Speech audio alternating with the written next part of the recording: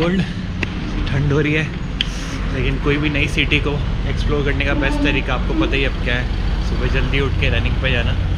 So let's explore Lucerne in the morning, a cold morning.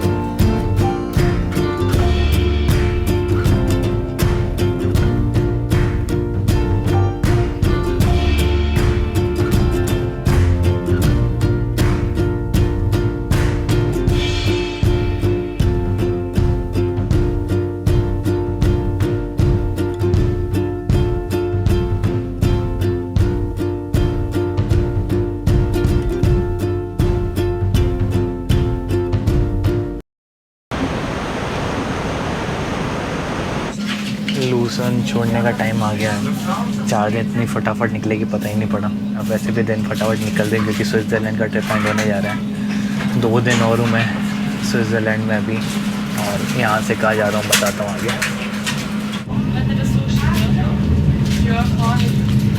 तो लूसन में 4 दिन मेरे बहुत मिक्स रहे and there are so many things to do.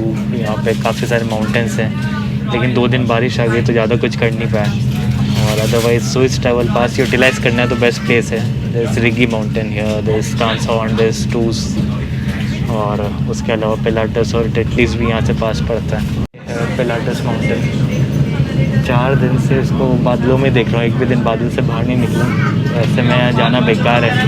इसके अलावा I went to Rigi, I went to Stanserhorn, फिर लुगानो चला गया था 1 दिन के लिए, ज्यूरिक का एक इवनिंग में चला गया था। सो ऐसे करके एक्टिविटीज़ बहुत है। ट्रांसपोर्ट म्यूज़ियम था जो कर सकता था, नहीं कर पाया। Otherwise glacier garden is good, वो तो वॉक करते हुए ओल्ड टाउन में ही है।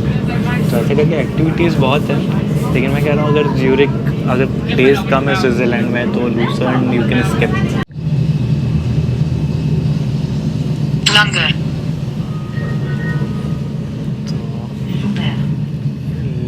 लंगर वो जगह आ गई है। इसमें गूगल ने तो लंगर बोला है, ऊपर लंगर बोल रही है वो।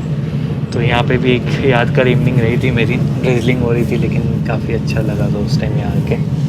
तो मैं जा रहा हूँ लूसन से इंटरलॉकन, और इंटरलॉकन में लास्ट 2 नाइट्स स्विट्ज़रलैंड में मेरी वहीं बीतेगी।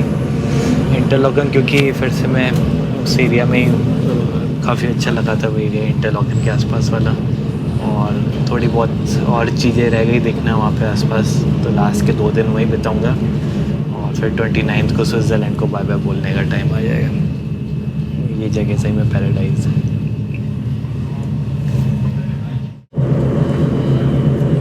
ब्लू वाटर देख के समझ गया हूँ इट्स लेक बेंच। इंटरलॉकन आने वाला है 5 मिनट में।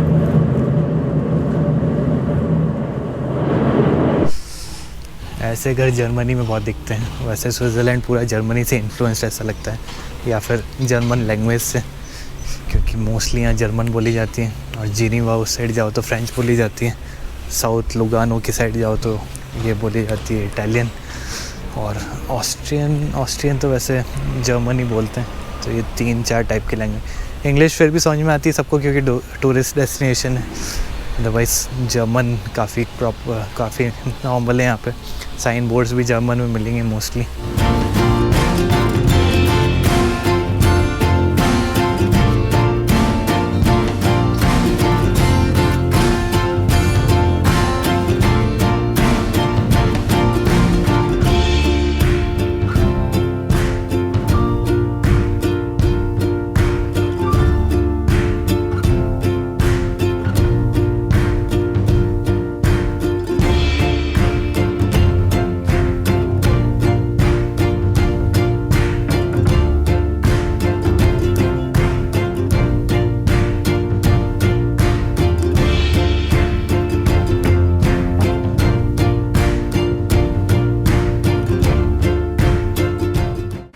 इंटरलैकन में एंट्री हो गई है।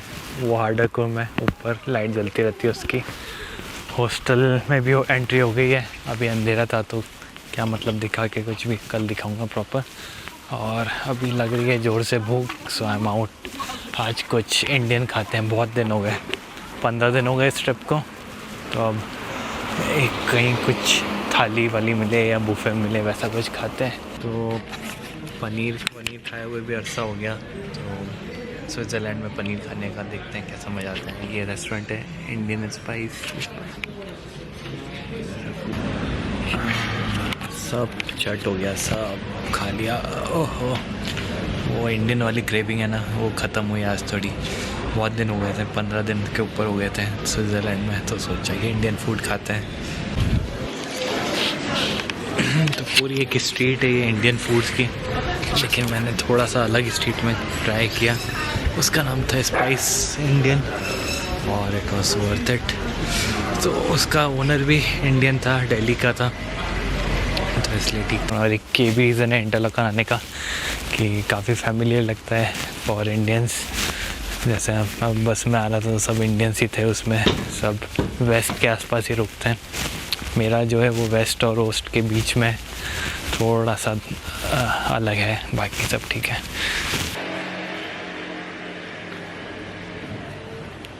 तो ये है नेक्स्ट 2 डेज़ के स्टे की प्लेस। सुबह प्रॉपर्ली दिखाता हूँ।